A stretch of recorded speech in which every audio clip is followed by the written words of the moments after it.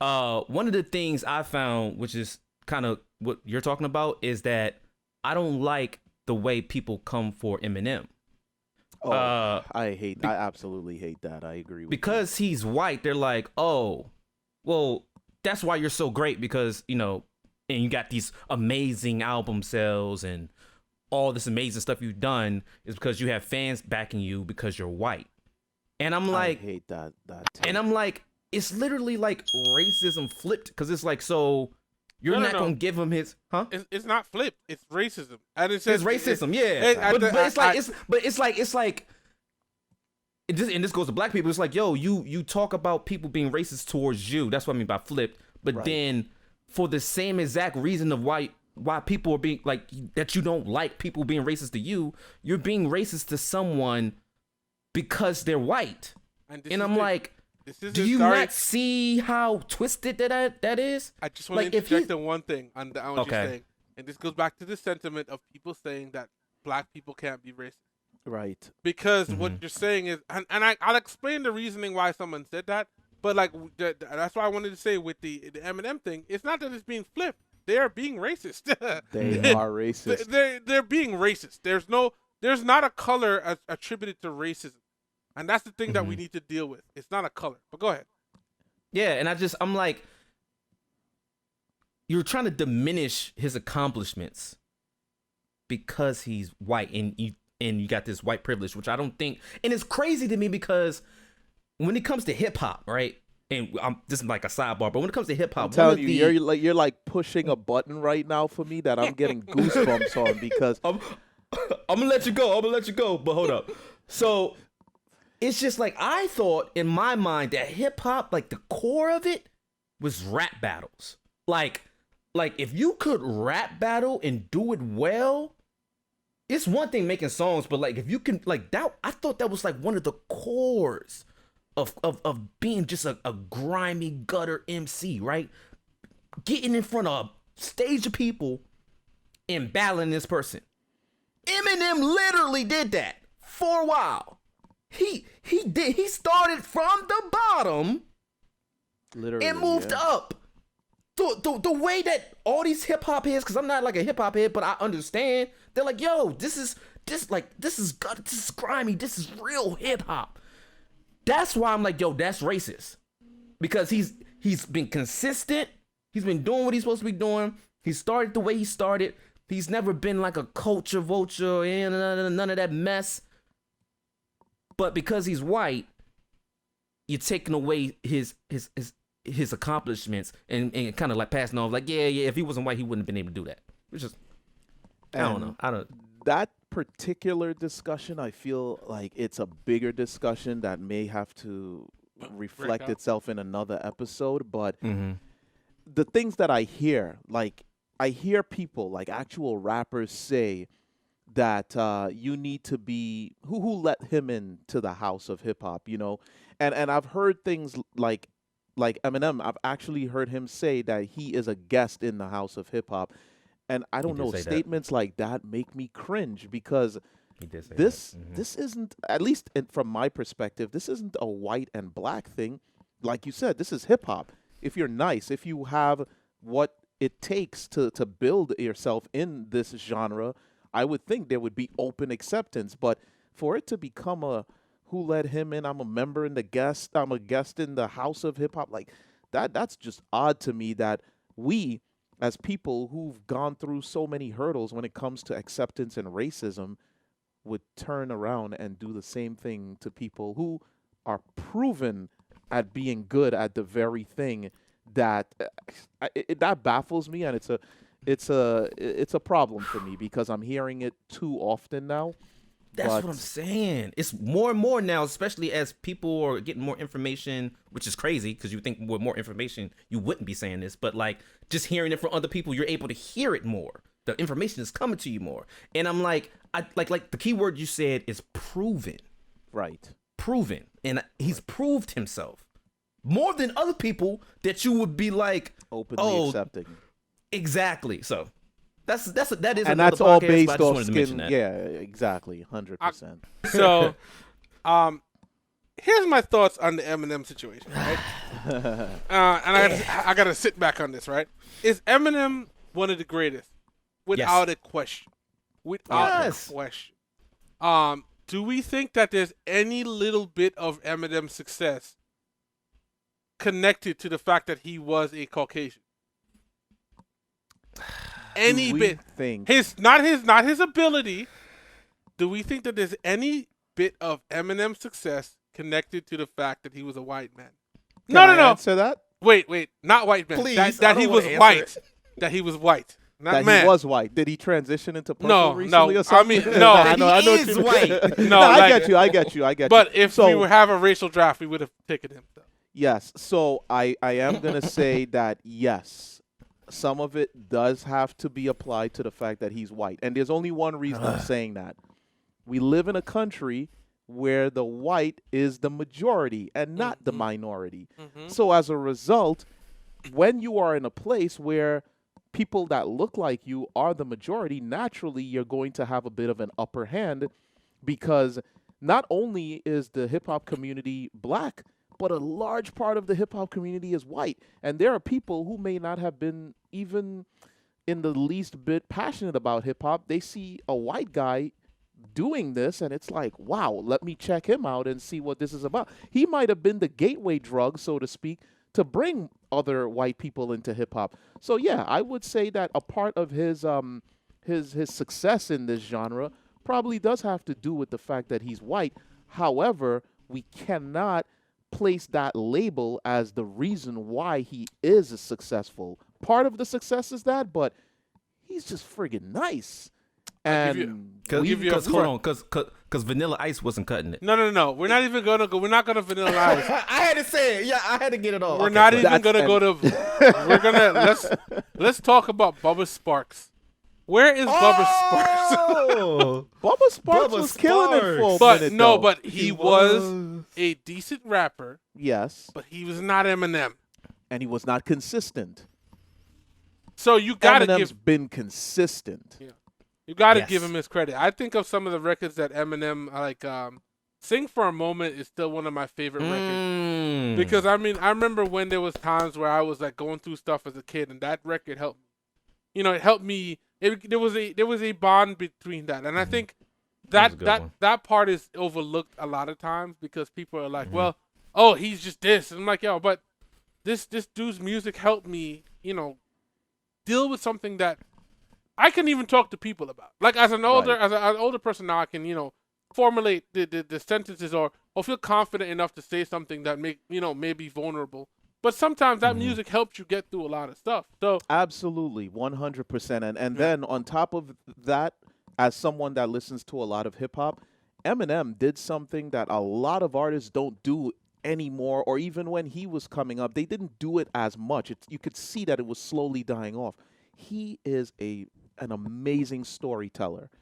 Some of those stories might have been true, but he intertwined it with his own sick way of writing. And for me, that's one of the things that actually made him become what he is. I mean, you go back and listen to some of his older music, and it's just, he's telling these stories that, while they might not be relatable, it's entertaining to listen to. And you put that aside, as MVP said, he has credibility in the street for being a great battle rapper, you know, and he has the storytelling aspect. He has the connections, because let's not forget the fact that Dre brought him to the forefront, and then he brought us 50 Cent. So it's like there's a lot more layers to this than just, oh, he's a white guy that was rapping. Like, Eminem is the embodiment of the hip-hop mentality. He was doing, I mean, come on, he put together Slaughterhouse, man. I mean, how much more credit? That's what I'm saying. He's not, as Joe Budden said, there are two types of people in this genre. There are those that are here to feed the soil, and then there are those that are just here to pick the fruit. Eminem was not here to just pick the fruit. You could clearly see who's here to just feed off of hip-hop, and then you could see who's here to actually nourish the soil. Eminem is that. I think, yes, 100% agree. I think one of the things that is why you have the Lord Jamars and people like that saying that. Jealousy. It's And well racism. that it's one, it's jealousy. It's two, it's racism. But at the same time too, I think that because hip hop is essentially something that came from us, and because there've been many genres in the past that have been kind of taken from us, I We think hold it's a it near little, and dear. yeah, it's a little bit more of a PTSD thing. So like, I'll give you a perfect I example. can understand that. I'll give you a perfect example of this. People, like internally, we could talk shit about Khaled all you want. Like people could say what they want about DJ Khaled, but externally, I do not let anybody talk about DJ Khaled and one for sure Beyonce. Those two people, because they are people that are very visible in white America, right? So I remember I had somebody say DJ Khaled he's a clown. I'm like, first of all, DJ Khaled. Well, he is a clown. He's a funny guy. He's a character, right? Yeah. He's a character. But what he does for music, he puts out more music than artists do, consistently. He's able to pull. Why do you think DJ Khaled has more features with Beyonce and Jay-Z than anybody else? And he gives looks to people who, for the most part, the game seems like they're turning their back on. Yeah. Like when Nas seemed like no one was checking for him anymore, he dropped that song with Khaled. I was like, what? This thing is fire. And now he's got a Grammy and everything like that. But nah, Khaled is definitely another one that feeds the soil, man. And this is we'll just make sure to flip to that. We are the number one genre in the freaking world. So we include a lot of people. And the thing is, I remember one time I was DJing and one of my coworkers' friends will listen to it and they're like, "Oh, this is that ghetto stuff." And I'm like, no, wait, hold on. Ghetto? Wait a minute. Ghetto. This is hip hop. So whatever you're listening to, that's something that has broken off of the essence of, and it goes back to the fruit analogy. A lot of people are here for fruit, bro. Not a lot of people are putting in the work. True. Not a lot of people putting in the work. So true. And you can see that. that. I don't want to get into a full discussion about this individual, but a certain character that goes by the number 6 and 9 clearly Who that? Clearly here to pick the fruit. He's not here to feed the soil. To quote the amazing Kiki Palmer, I don't even know that man. Exactly. So and another thing, because I definitely don't want to talk about those numbers. Eminem, I think I can take the white part away from it because, well, maybe this might be contradicting myself, but we'll see where I'm going with this. So I gotta check yourself. Go ahead. Yeah, because I was gonna say, like, who else, I guess, white has done it as well as he has. Like, to go back into the consistency, he knows how to pick beats. Like, they're I can't give him that credit. All trash. Can't give him that credit. And he makes his own beats too. All right, and those have been trash. And it's not something that I would. That is literally. If you look at what you have just done is hold on.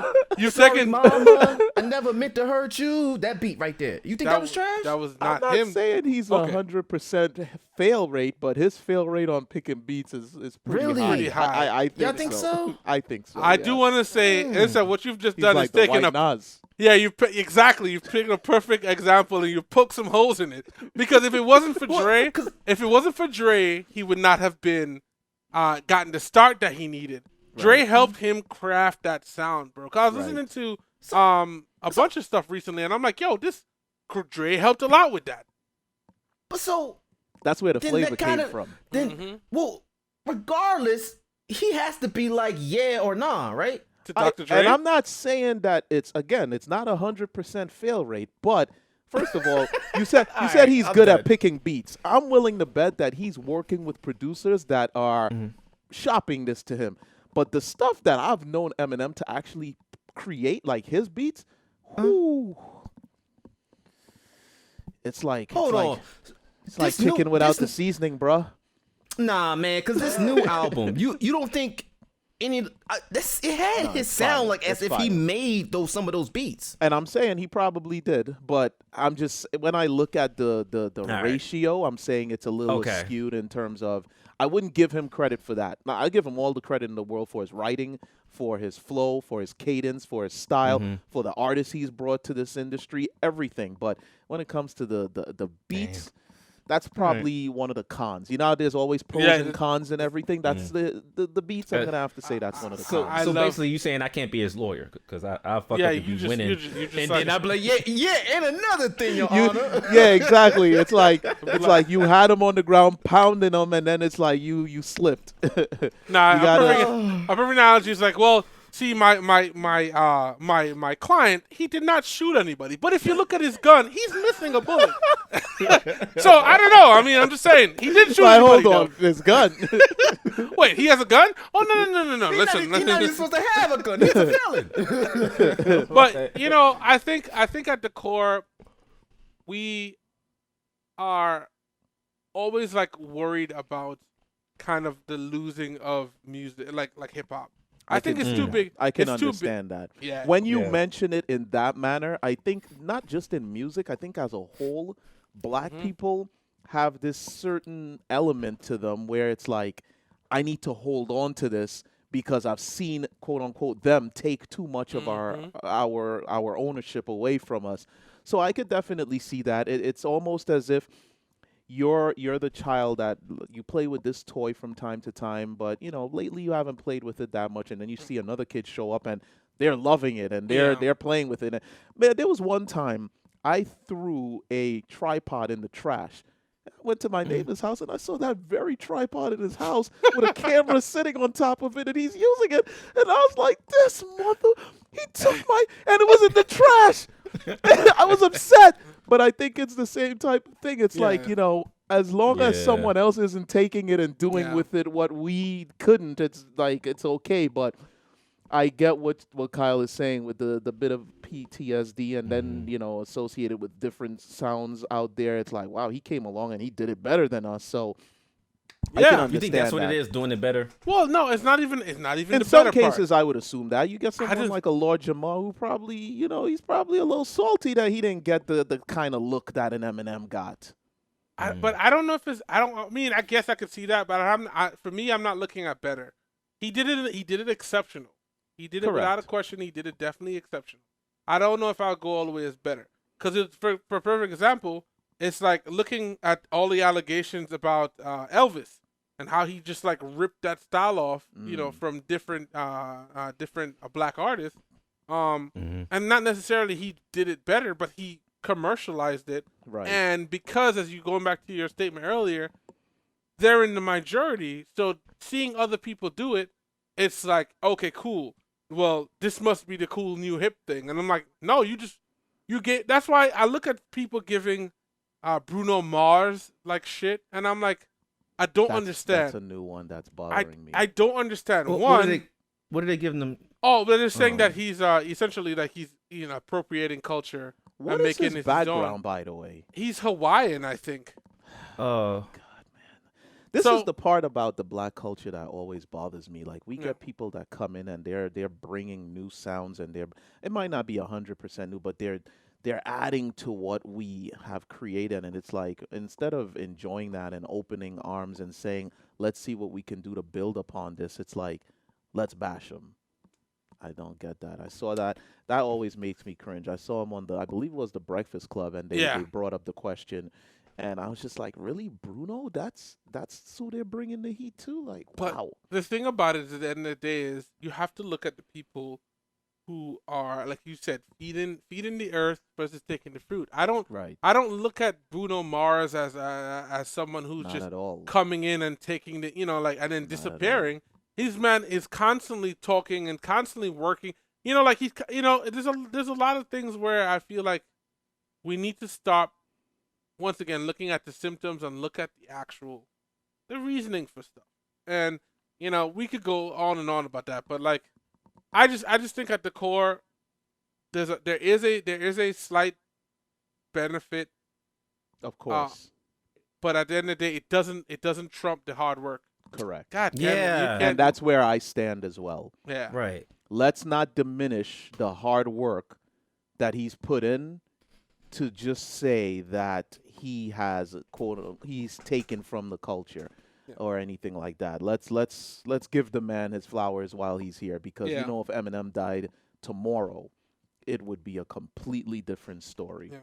So I got a fun question to this, and this is like the age-old barbershop question. Uh-oh. Who had a better verse on Renegade? Oh, because they keep saying that Eminem washed Jay. I don't agree, but go ahead. I don't think I agree either. I think that Jay held it there, but when you hear how M came in, he came with the heat, man. He had to. Of course. As someone who is a student of the game, and that's why I give Eminem his props. Eminem has paid attention to this and has lived hip hop. And I think when you live hip hop like that, man, you can't take that away. So he came into this knowing I can't flop on a Jay-Z record. Right. And they're talking about this is Eminem in the height of his career. Right. So he could have been untouchable. He could have done whatever, but he put in the work to make sure Right. that record could even be having this discussion Right, damn near exactly. 20 years later. Exactly. So- I agree 100% on that. And there was another song where I feel like he washed everybody on it. It's a Drake song with him, Lil Yeah. Wayne, Kanye. Kanye. Yeah. Oh. I feel like Eminem washed the whole crew on that one. Personally. Yeah, that was a dope song. Drake did his thing. Wheezy did his thing. Ye did his. Everybody they came 100% on that. But I feel like Forever. the way that M came on it, because everyone was kind of flowing, Forever. and Mhm. M completely created his own flow on that beat. That was everyone else rode the beat. He was like, "Nah, I'm gonna do what I want with this," and he killed it. I think he did his thing on Renegade, by the way. Masterful. No. Oh, over The Jay, question or- is the question is over Jay. Yeah. no. Okay, all right. We're gonna go ahead and end this podcast. I had to get that off before something happens. to We're my also gonna be technology looking over for here. a new host.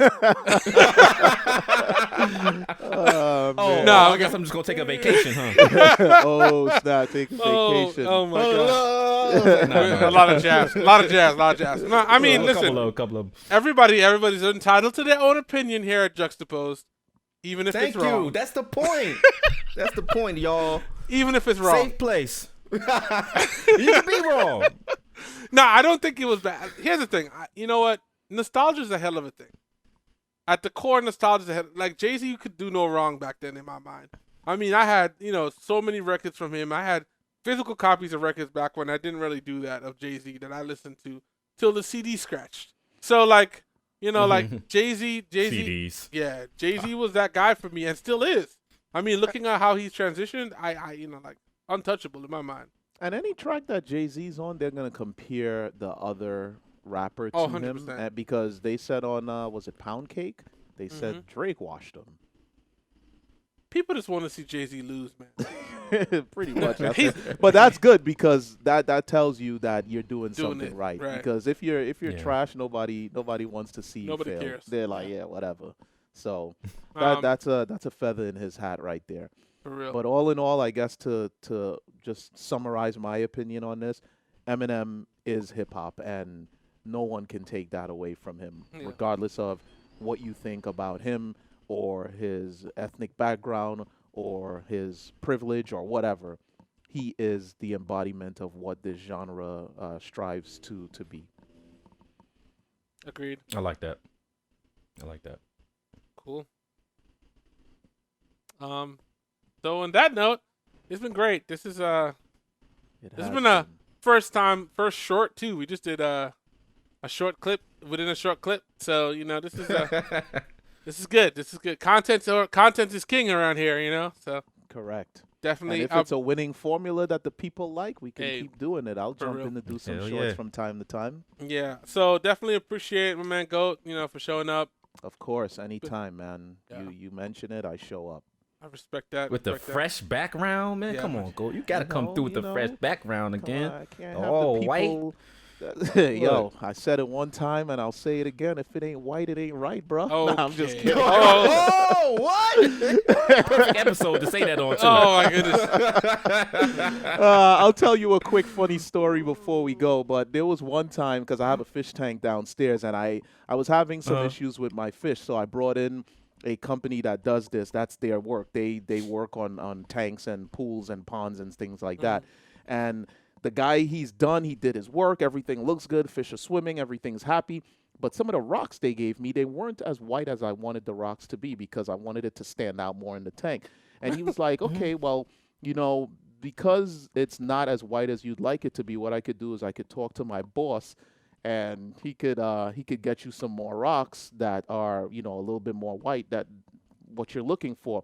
So I was like, yeah, that's definitely what I'd like to do, because I do want them to stand out in the fish and blah, blah, blah. So when he said that, I looked at Nicole, and then I was like, yeah, I got to have the white rocks. Nicole's my fiance, and I said, because if it ain't white, it ain't right. Dude, the look on that guy's face, you would have thought he was Casper the Friendly Ghost. He went pale. He didn't know what to say. He didn't know how to react. Was he a white guy? Yeah. He was a white guy.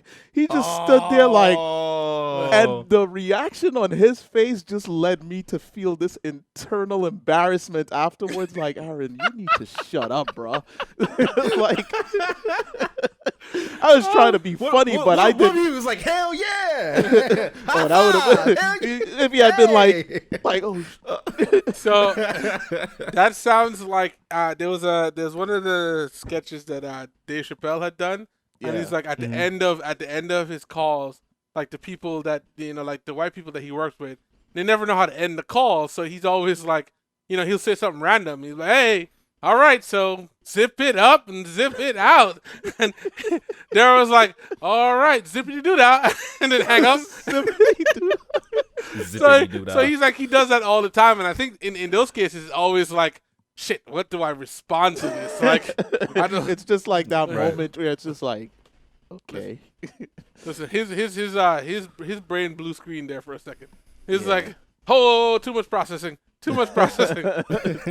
but yeah, no, these are great. We're definitely gonna try to do some more of these. Any final thoughts, MVP? I mean, it's so much great content, and really had a good time speaking with you, Goat. It's always a pleasure. I just want the listeners, the followers, to really start having these conversations with your group. I think the more diverse, the better. Because that's the whole point of this podcast, is for us to have these conversations and start, and maybe even reverse engineer and have those conversations go back to the generations before you in your own family and community. I think that would be a dope goal. Yeah. Open dialogue is encouraged.